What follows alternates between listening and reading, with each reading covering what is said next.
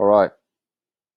Hello, everybody. I am going to share a quick video here to explain the different tiers of goals in the macro, meso, and micro tasks on the daily manifest. I'm going to keep this nice and short, and hopefully this answers all the questions you have. If it doesn't, then hit me up. But essentially, at a high level, what you want to be putting here in your macro goals 90 days out are these descriptive, where possible, ideas of where you want to be. So for me, when I was filling this first thing out, it was transitioning to an e-commerce model. So this was more than 90 days ago for me, but essentially trying to move away from this kind of hands-on client consulting work and move to a e-commerce model. So that's actually where I've ended up today. So this was a goal I articulated way back to get to the position I'm in at the moment.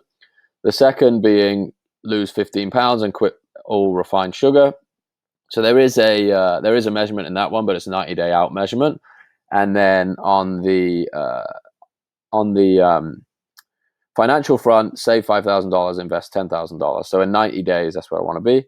So in order to get there in 90 days, what needs to happen in 30 days, and how will I be tracking towards that? And all of these are meant to be rewritten every day as a reminder and a way to anchor those longer term goals as you think through down to those micro tasks on a daily basis. So the very act of articulating that goal at a high level and then continuing to break it down, one, it helps you sort of continually move the goals forward, but two, it helps you understand how you're breaking down this idea from a very high level down to an actionable step.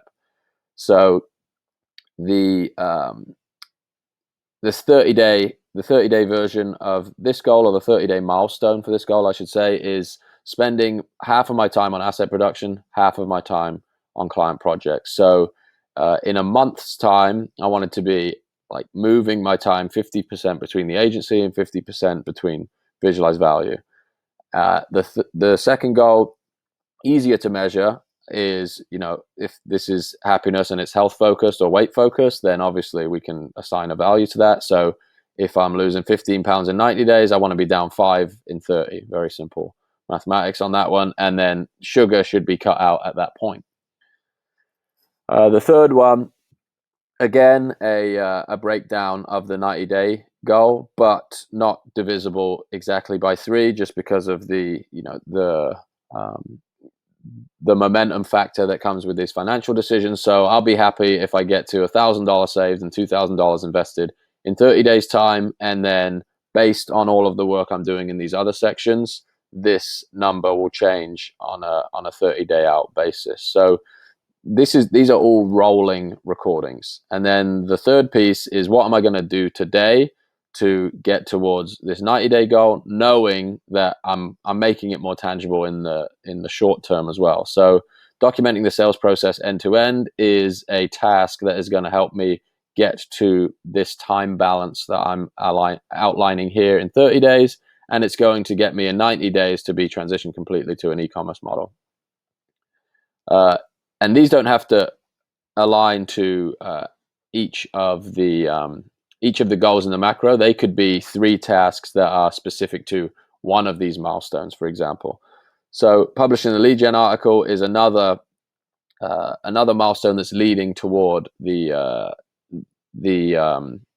time goal at a macro level. And finally, finalizing podcast outreach is the same thing. So these 3 are specific to the time goal. The others are obviously products of that same goal. They all get achieved by better time management and better income. So it's the reason these are 1, 2, and 3 and not time, happiness, and finances is because they can be assigned as you wish to achieve whichever of these milestones you're working on. Normally, it's going to be the time piece, because that is going to inform the other couple of categories in here.